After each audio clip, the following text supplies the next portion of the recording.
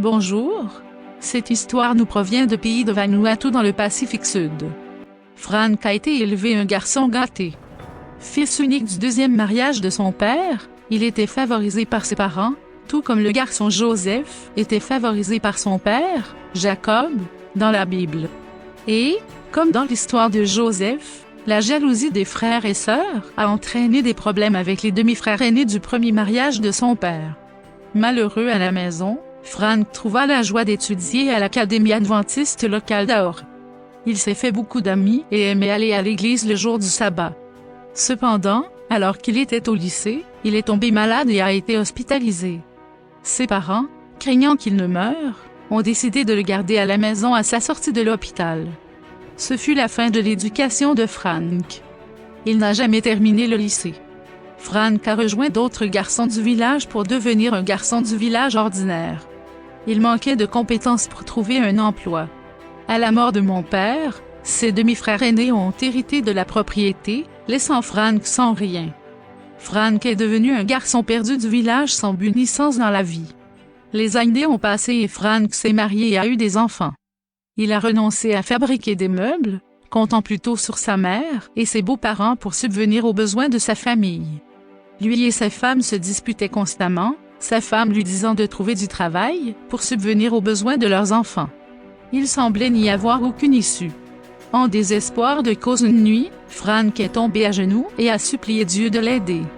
Peu de temps après, un demi-frère aîné, Ken, a proposé à Frank un travail de menuisier dans une ferme de noix de coco et de cacao. Frank, remerciant Dieu pour le travail, a rapidement mis ses compétences à profit en réparant des bâtiments de ferme. Plus tard, une conserverie l'a embauché comme préposé à l'entretien. Ses compétences ont attiré l'attention de son superviseur.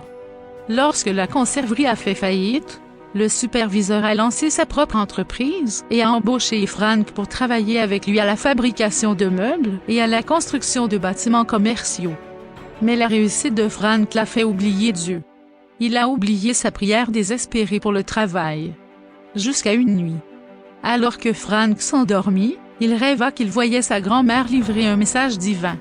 Sa grand-mère a promis qu'il deviendrait un homme d'affaires de premier plan et posséderait sa propre entreprise. Mais, dit-elle, pour que cela se produise, il devait être fidèle à Dieu. Le rêve a étonné Frank et il a décidé de donner son cœur à Dieu. Il a commencé à aller à l'église chaque sabbat. En quelques années, son rêve est devenu réalité. Frank est devenu propriétaire d'une entreprise de construction et de menuiserie, prospère avec une équipe d'employés. Se souvenant de son désir d'être fidèle à Dieu, il retourna dans son village natal pour se réconcilier avec tous ses demi-frères aînés et faire la paix avec le reste de sa famille. Il a découvert que ses demi-frères avaient construit une petite église adventiste en utilisant des matériaux de construction locaux.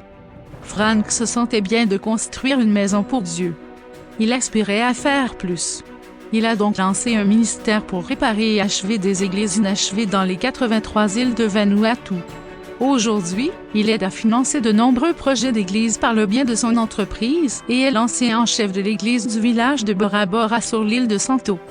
Frank dit ceci. « J'ai trouvé le but dans ma vie. Je suis tellement reconnaissant à Dieu de m'avoir fait passer du statut de garçon de village non qualifié à celui de charpentier commercial qualifié. Gloire à Dieu. »